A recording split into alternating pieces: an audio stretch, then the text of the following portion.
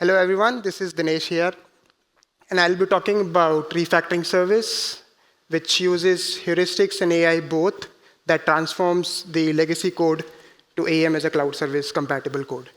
And I'll also be looking at how to make most of it. So a little intro about me. I'm Dinesh from Adobe, working as computer scientist for AEM Cloud and Customer Solutions team. I've been with Adobe India for last 8 years. So we'll be going through AEM migration to cloud and why should we even go to it at first place. Then we'll talk about Cloud Acceleration Manager, which is the heart of it. And then the refactoring service, which is the main topic for today. And refactoring tools, which comes under refactoring services. And the output that is produced by refactoring service. And obviously the upcoming features. Let's get started. So we know why we should move to AEM as a cloud service because it's scalable, agile, and it also reduces the overhead of downtime during upgrades. But how does the journey to cloud actually look like? So broadly, it is categorized into 3 different phases, which is readiness.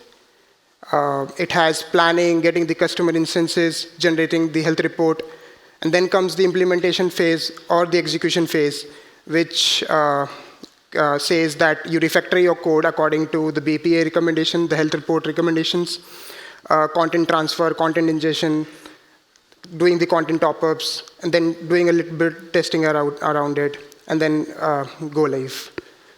We'll mostly be focusing on the execution part or the implementation part. So we talked about the journey to AEM Cloud, and Adobe provides Cloud Acceleration Manager, which is a guided app that helps team execute each and every step of the migration. As I said, CAM covers almost every phase of the migration, which is planning, generating the health report, doing the code refactoring, which is a new addition, code transfer, ingestion, top-ups, testing, and then the go live. But primarily, we'll be narrow down our focus on the code refactoring, which has been a major concern so far. And yeah, we'll see how refactoring service helps address it. First thing first, let's go to Cloud Acceleration Manager. So I have the adaptTo project created, and this is the home page for Cloud Acceleration Manager. Here I'll go to the health report. And of course, to set a little bit context around it, I've prepared a package which is compatible to legacy AEM, but I'm not sure whether it's compatible to AEM as a cloud service. So let's test it out. So the health report clearly says that there are a couple of critical findings. It says that it uses replication agent and replication code. The standard indexes have been modified. It uses commerce framework. There are some run modes that are not supported, and so on. Those are critical, and we should really get rid of them. So we know the problem, but what is the solution? That is where refactoring service comes into picture. This is hosted on, this is a multi-tenant service, which is hosted on Adobe Ethos, same as other services, reliant services that are reliable, and many services which are AEM as a cloud services hosted. It is exposed to CAM, which is a talking point for the user. So it is exposed to CAM using Adobe I/O Gateway. And the refactoring tools run as part of the Adobe I/O runtime actions. So by that, I mean each action can be invoked independently and on demand. And the artifacts are stored as part of Azure container. So the user starts by uploading the project through CAM UI, and refactoring service takes care of the next step. The next step is inspection. So we have the zip project that we upload through CAM, but we don't know anything about it. So the job of inspection, and it is very crucial, so the job of inspection is to get the configs out from the project, which is the structural config.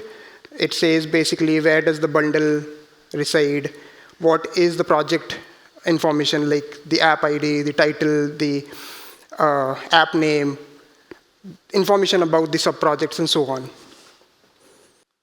A little sneak peek into around what is inspection.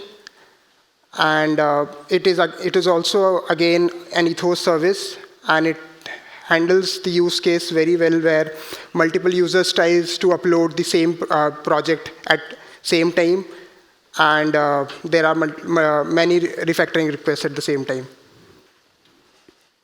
The output of it contains the structural config of the zip that we uploaded. Now, the output of the inspection is the starting point for the refactoring tools. One of the refactoring tool is Repo Modernizer. So it basically starts by restructuring the AEM project, respecting the philosophy of mutable and immutable content, basically dividing the immutable content into UI.apps and mutable content into UI.content. Then it goes on to create an all container package, which is used for deployment. It follows the latest archetype standards, and then it supports all the project types, which is multi, single, nested, and monolithic. The other important tool is Code Transformer. As I said in the start of my talk, it uses heuristics for the pattern detection and AI for the generation of the code or the changes in the code that is not compatible on AEM as a cloud service. There are a couple of patterns that are covered as part of Code Transformer. One of that is legacy listeners are converted to event handlers and Sling job. We know Sling jobs are resumable, they're reliant, and they guarantee execution, basically. Similarly, the schedulers are also converted to, the traditional schedulers are actually converted to schedulers and the Sling job. The other part is the replication code is converted to distribution code, because that's the recommendation. And the incompatible assets API, since it has been offloaded to the different servers, so that gets converted to the AEM upload utility code. There are a lot of other patterns also and the subcategories, but that is what it does.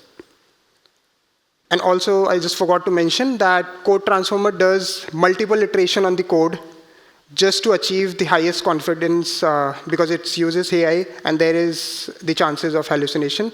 So it basically does reiteration on what it generated, and if it does not achieve the required similarity to what it should do, it tries to regenerate the code.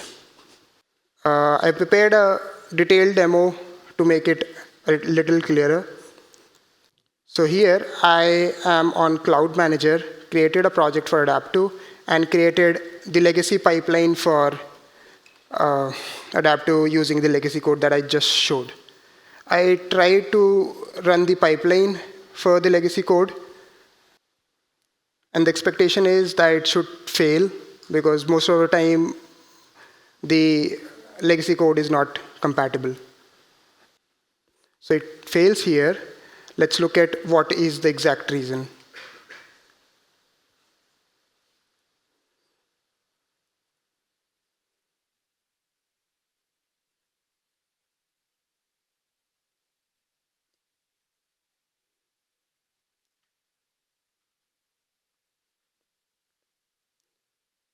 Yeah, so at the end of the log, though the build looks successful, but it failed at the merge step, saying that we are using a wrong run mode, which is prod.author.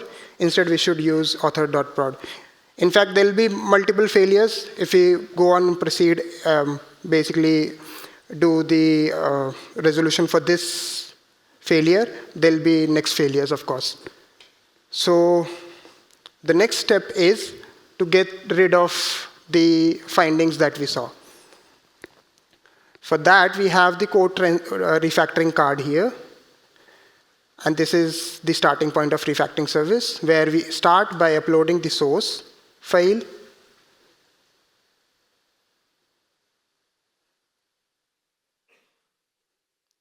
This would trigger the inspection process that we saw.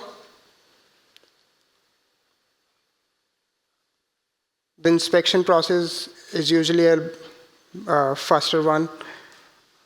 Once we have it, we'll have the structural config ready for the project for the further transformations. Then the next step would be to go to Refactoring Jobs tab. We could trigger a new refactoring job by selecting either of the option. There are multiple options of running the individual tool or all refactoring tools at once. This will run the tools in chaining, one at a time. I think it starts with the code transformer and then the repository modernizer, and what you will see is the output of merged output of both the transformations. We go ahead and download the refactor code, the activity logs, and the finding reports around it.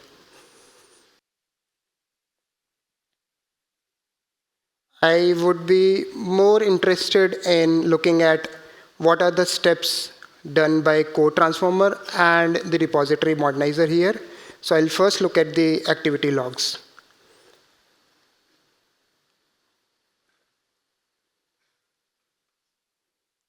So we are at the code transformer right now.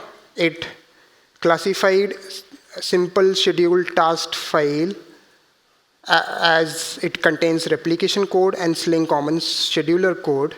It does the transformation on it to the expected code, which is Sling job and the scheduler. Since it did not achieve the required accuracy, which is around 70 or 80%, I think, it does the retransformation, and it also generated the test cases around it. Then the next activity is the simple resource listener, which contains event handler code in it. Even the event handler code should be changed to event handler and Sling job. Same is the case in here, where we are generating the test cases. Then look at the repository modernizer. It has a bit longer logs. It starts by copying the archetype as the template first. Then it does the content segregation, basically adding the paths which should go to UI.apps should go to UI.apps, and other paths which are mutable should go to UI.content. Oak indexes goes obviously to UI apps. Then it goes to OSGI configurations. The XML configurations are converted to CFG configuration. That's the recommendation on cloud services. It also moves the configurations from other folders to the UI.config folder. And then it removes the filter routes. Previously it was in the UI.apps. Now it should be in the UI.config. And as I said, it's converted the XML to CFG JSON format. Now it looks at the bundle migration. It simply copies the core to the required place in the transformed project for the core folder. Then it changes the filter XML for the JCR paths. POM manipulation for the bundles. If you see here, all the dependencies from the existing core, which is the source project, have been added to the transformed project here. It also identifies the third-party dependencies here. And I think we'll see in the later part of the presentation where these, we don't know where to download these from. So these are simply flagged as the third-party libraries, and this is the expectation from the one who is running it to put them in the local Maven folder. Then it does the POM manipulation for UI content, and then the all module, and then finally the reactor POM. We'll also look at a nice view of what got changed in the same GitHub project that we created for legacy. So as I said, it starts with taking the template from archetype, which is license has been copied from there. UI apps filter, we clearly see that only the path that should go to UI.apps are here. Other paths are removed. UI.content, same. Only the content path and the etc design are here. Other paths have been moved to UI.apps. UI.config, the run modes have been changed from prod.author to author.prod here. And the format also has been changed from XML to CFG JSON. The POM for UI apps and content is also changed, but we'll look at the all POM where it changes the name as per the app ID, and then it creates the embedding for all the subpackage that it should do, be it the UI config, bundles, and the UI apps. Let's look at the core folder. The POM is changed to include all the dependencies of the original, and the plugin which original code was using has been moved here, along with the plugin that comes from archetype. But the other changes, which are the Java changes, these are changed by code transformer. The simple schedule task is now changed. It was using replication before. Now it uses the distribution code, and for the execution of the job, it uses Sling job, which implements the job consumer. The same is the case with the other file, which is simple resource listener, that gets converted to the event handler. I think it was implementing the event handler even before, but the Sling job has been created to guarantee the execution on cloud services. It also creates the test cases, as I mentioned in the activity logs. Finally, the reactor POM has been changed according to what we has put in all the folders. Now come back and execute the transformed pipeline with the transformed code.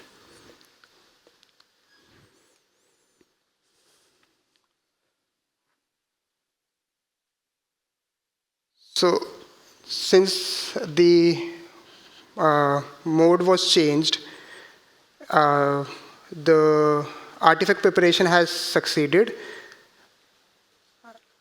We'll look at the code scanning summary in a while. So if you see here, everything is green, but except the test cases. Obviously, we wrote the test cases for the code, only for the code that we change and nothing else. And that is why the test cases coverage is low. We'll go ahead and override that failed result because everything was green, and just simply submit the execution. And bingo, the build succeeds. So we looked at the converted zip and the activity logs of it, but what else is left? The finding report. Finding report is an action item for the user who is running the tool. So basically, if you see here, in one of the example, Repo Modernizer flags out that the code is using a third-party dependency, and this should be handled by the person who is running it. The other type of finding could be where code transformer does a lot of changes, and we also measure the code changed by the AI. So here, if you see in one of the example, it is more than 30, and it says that it is advised to look at the changes manually so that it doesn't fail the functionality. The other priorities could be normal and low. It is good to see at them, but can be ignored if you have resolved the critical and high ones. We intend to support every corner of the migration, and that is why we have something lined up for the future. There are some tools which are CLI as of now, and we intend to have them integrated as part of refactoring service. Some of them are dispatcher converter, which takes care of converting the dispatcher configs. Index converter Here in the example that I used, obviously I did some manual changes, so indexes were taken care, but we also have the index converter, which will be included in the refactoring service later on, and then the workflow migrator for the asset processing profiles. I've tried to put all the links that I felt should be useful to start. So yes, we can get in touch if you guys want to. Yes, thank you so much.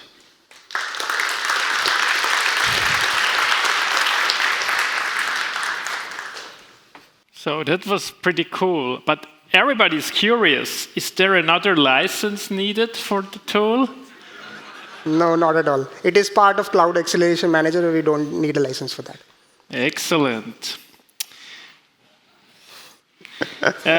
Using this approach, does it need a lot of manual or automated QA just to ensure that the fixed code base is not only functionally, but also behaving the intended way? Yes. So as I said, we are looking at the similarity score. And this similarity is not just compared against the expected code, it is also compared against the original code. So let's just take for the example that if we are changing the replication to distribution code. So ideally what happens is only the replication, the lines that takes care of changing, doing the replication should get changed to distribution. Rest of the things should remain same. So we do similarity on that also. Okay. For what kind of project would you suggest this solution? And are there any project types you would say you probably better don't do it that way? This is, I think, a good question. Code transformer simply takes care of some of the patterns, so it doesn't matter for it. But I think for repository modernizer, it works best for this single project type. I think we tested it on nested projects also. It worked well. Not sure about the monolithic much, but we can touch base after this talk, and I'll have to go back and see how it behaves for monolithic. But I think it works pretty much for all type of projects. Okay. Yeah, and the participant also wished that this refactoring service would be available for 6.5 LTS as well. So this is more probably a wish. Or is there anything planned? I think for the code transform, we can run it on any type of legacy code, and it simply converts it to the best practice that we should follow, like having the UI content, UI apps, and all that, and the all container deployment. I think it can help the LTS migration also. I think it will basically follow the best practice. That's it. It will work with. Basically, we are doing a thing that we probably don't need it. The transform code will work on the legacy AEM also. All right. That's my take. Thank you, Dinesh. It was great to have you on stage. Thank you so much.